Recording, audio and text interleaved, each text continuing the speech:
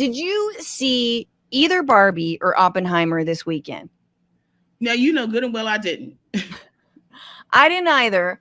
Mhm. And I'm a little pissed at Barbie because apparently the conceit is kind of similar to like my stand-up bit about Barbie and how like she needs to atone before she can be all woke and chill. Well, my So bit too about the Ken being a bum. That's what I found. They've been watching our Sex Girl. I'm like, oh, they got all of a sudden they got Barbie. Oh, did I write this script for them? Come, you have a bit about Ken being a bum? I said, are you kidding me? Barbie's the most spectacular woman in the world. We've all been trained to be like her as a woman, and all she has done is settle for a bum nigga. You can that's her job. Barbie had 6,000 jobs. She was everywhere. She was a pilot, flight attendant. She was a pharmacist to taxidermy. She worked at Beyonce a couple days, stylist, veterinarian, race car driver, president of the United States, vice president, and then she get with Kim. Kid ain't got no job. Bum, nowhere. Just in the package looking like a bum. She had to take him out the package, take him to the mall she built, buy him an outfit, get him a car. For what? He ain't going nowhere. No, wait. Okay, so yeah. I feel like we've been scooped a little bit. Like there's been a lot of girl, please. We need to strike them. Me and Francesca about to strike the Barbie franchise. We're striking Barbie movie. We're striking it. Okay, so instead, I'm asking what's if we were to do a film about a toy that we liked, or just so you want to see a movie about, and also a war crime, if anything comes to mind, just like, dropping the atomic bomb. This is our sequels.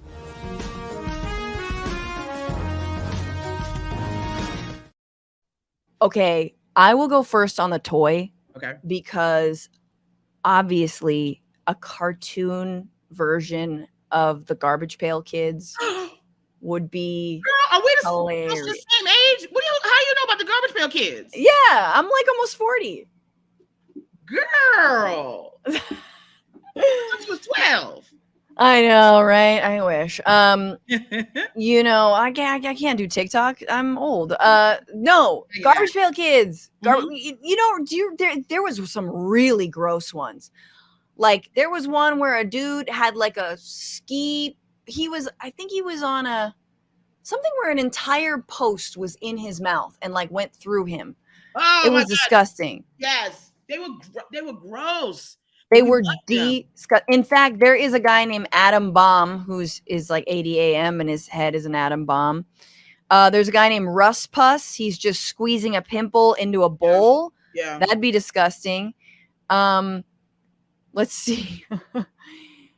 Oh God, there's Acne Amy. I mean, this is like the pre-Ren and Stimpy type, Sunburn Bernie. How did we make it? We had the most toxic childhood of ever. I know. And also we like as a new mom, I'm just like, we cried so much in our cribs. Nobody knew we were crying. Nobody. No. We just like hours. And my mom's like, you never cried as a kid. I'm like, no. You never heard me. Right. I screamed. You just had no monitors. You were just like, nah. They didn't care. I was writing a manifesto in my crib. Whoever finds this message. Anyway, Garbage Pail Kids would be disgusting, and I feel like people would like it, and I feel like it's the kind of like crass, crude awfulness that it's not a blockbuster because it's not really kid. It is going to be PG-13, if not R. But yeah, that's what I think we should get a movie about. I think Jonah Hill should be in it. Obviously the star. Anyway, what favorite toys that you want to? Hot Wheels might get a movie apparently, or is getting a movie. They should. Yeah, Hot Wheels was very popular. I had a Hot Wheel. Yeah, what did I have that I had? Did you remember this is old? What? Did you have like a Teddy Ruxpin? Do you remember that? Girl, please. I thought you was really gonna say, "Oh, Teddy Ruxpin." Now, my grandmother made me get rid of him because she thought the devil was inside him. Yeah, my grandmother ain't gonna have nothing in the house. Like he talking on his own, and he don't need to be. Yeah, she put him right outside and rebuked him. She was like, "It talks, and it requires double D batteries, which are like $1 million." So no, I couldn't do that. I couldn't watch the Care Bears either because they had them little puff magic things come out of their stomach that my grandmother thought was witchcraft. Well, my grandmother ruined my childhood. I couldn't watch the Smurfs. There was only one girl. She's trying to figure out, well, why is only one girl? What's going on with her? With all these men? So she was like canceled. Done. I like how, your grandmother was like canceling cartoons. And yet you still emerged with your own version of your own religion and Christianity. That Mhm. seems like very healthy. Like you were able to get past that. And what were you allowed to have, and or what do you want to see? Like what cartoon you want to see come to life? I was a big Jim fan. Yes, I I thought love you were going to say Jim. that. But I'm gonna tell you Oh, something. I love the holograms more than I love Jim. You know what I'm of saying? I was course, just outside. of course. They're the bad girls. You like? Well, we like the bad girls. Yeah, I love the holograms. Jim was amazing. Nobody ever remembers the shirt tails. Now that's old school. Shark Tales. The shirt tails. The shirt tails were these little animals that lived in a treehouse in the zoo, and they had little shirts on. Nobody remembers the thing. But I listen. Give me a shirt tail, Furby. I can't stand that. Wait, this looks like some. Oh, this You is saw it? You found them? no, yeah, 1982. Shirt tails. That was my cartoon. I loved them. They They're didn't get very, enough play. they're very cute. They didn't get They're enough play. They got they. railed. I think Yogi the Bear moved them to the side. You know, you can't watch too many shows with animals in a treehouse and a white man as a ranger. So, you know. Right, of course. How many? Okay, so if Gem became a film, who would play the Misfits? Like who's the the girl with the green hair, and Mhm. then there's the black girl with the purple hair. Yeah. Like who do you want to play them? Well, you know, they definitely gonna make the holograms people of color, Oh yes, but somehow they leader is still some white girl. right, exactly. I know that was always like what? Yeah. You know, I don't listen. I don't know. Yeah, we'll figure it out. It's so many girls that could do it. I know I want to be in there just dancing around in the background. I love Gem. Um, so what about a war crime? Or are we just doing it the same, like it's the same movie and it's about your childhood and the war crime is your grandma taking away all your cartoons? Yeah, I mean, like basically, I don't know. I mean, war crime. There was so much stuff going on during our time that we also ignored. I think we're in a time now where people are really paying attention to. Was I just saw a horrific story. It just upset me so much. There was just an honor killing recently in India. A young lady, 22 years old, but beheaded by her brother because she married this guy that they didn't want to. And I was just like, who is he to be putting his hands? I want to behead that guy so bad. So it's like I want to do, but I want to see movies where women are really taking their power, where people who are disenfranchised are taking their power. But it's Yes. very hard in this world because across the globe, people have really bought into the idea of whiteness.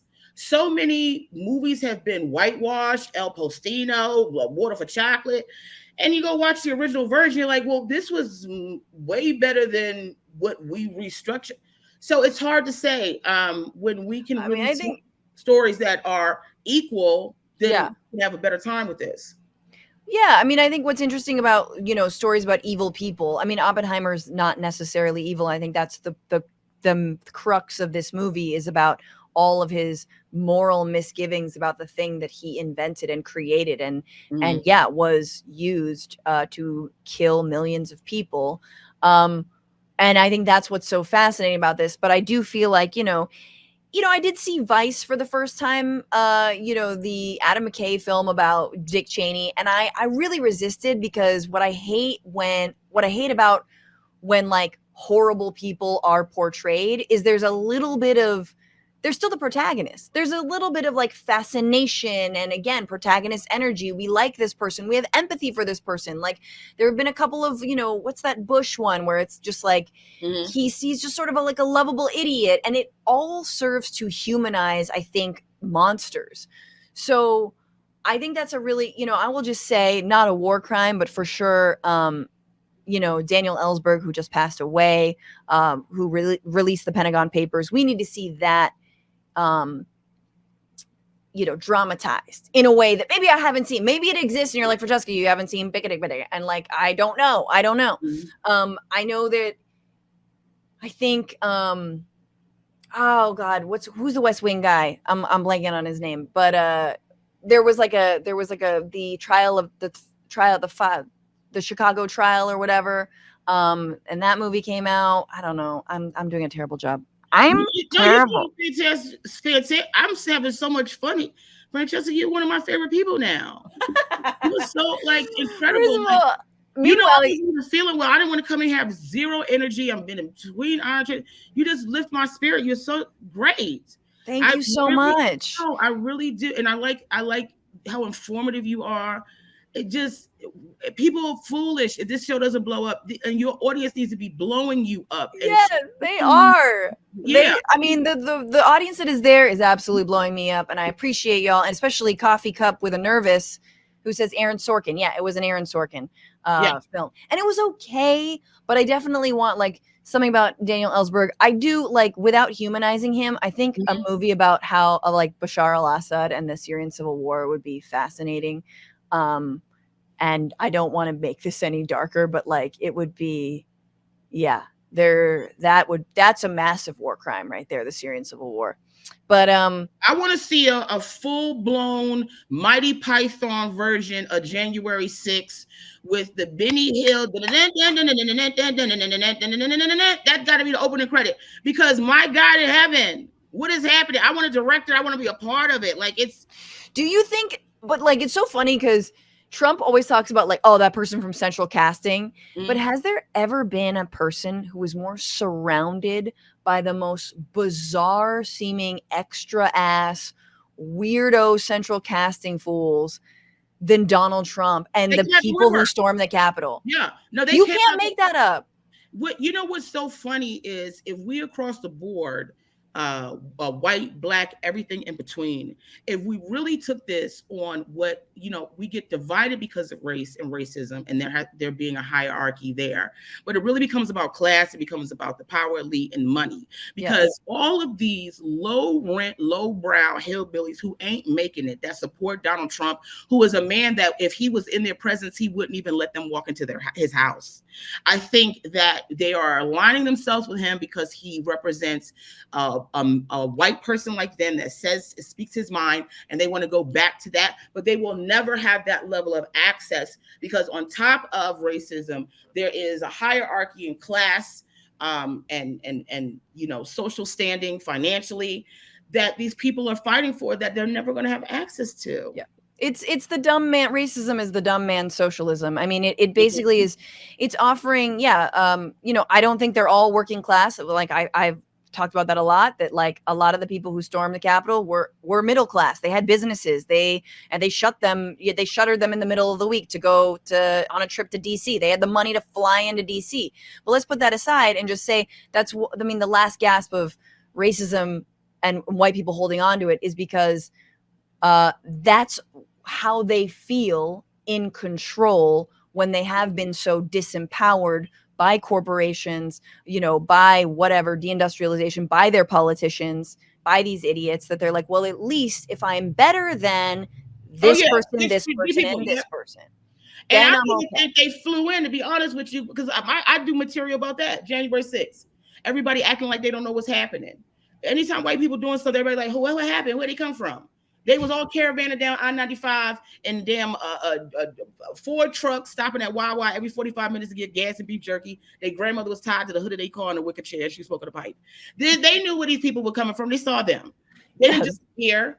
But Yeah. we also don't want to if for the amount of violence that is put on my people, uh, and the way we have seen so much terrorism come from the other side, and we don't acknowledge it. Again, that's why I said I don't blame these people. They're living in a world that's not going to check them. They're living in a world where they're able to do whatever they want. And as long as they can live in that world and not be checked, you are going to constantly find circumstances like that. So good that people are trying to push up on the RICO charges. I was very surprised that anybody said anything when it came to Trump. I was shocked because they're really trying to hold him accountable.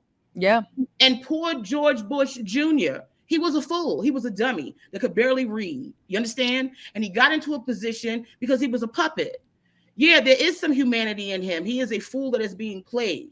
At the same time, it's unfortunate. He had such an attraction to Michelle Obama. He couldn't help himself. Every time you see him with Michelle Obama, he's somewhere holding up underneath her like he's some foster child. So he's also had to be, like he can't give it to his desires. All he wants to do is touch the skin and smell the skin of Michelle Obama. He's like an ant every time, or like a pesky mosquito. And poor Michelle Obama, she's just like, you know what, Obama, let me just, let me talk to him for a second because he got such a crush on me. Let me just deal with him, and then we'll never see him for another 4 years. Okay, so we're doing January 6th, and we're doing it with the Benny Hill theme, and Yes. I'm very excited to see who plays Piano Key, Scarf Lady, and all of the other weirdos. Black security guard, that's going to be played by Anthony Anderson. That they running around like a maze piece in damn Hunger Games. Oh my god! What?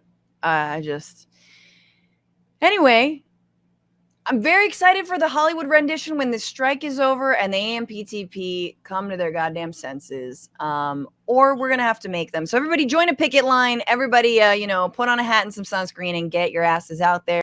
What's going on, Frantifa? If you haven't already, subscribe to this channel right now. Hit that button. And also, you can become a patron and support the show every single week. Get access to bonus episodes and exclusive merchandise. Patreon.com/bitchuation room. Do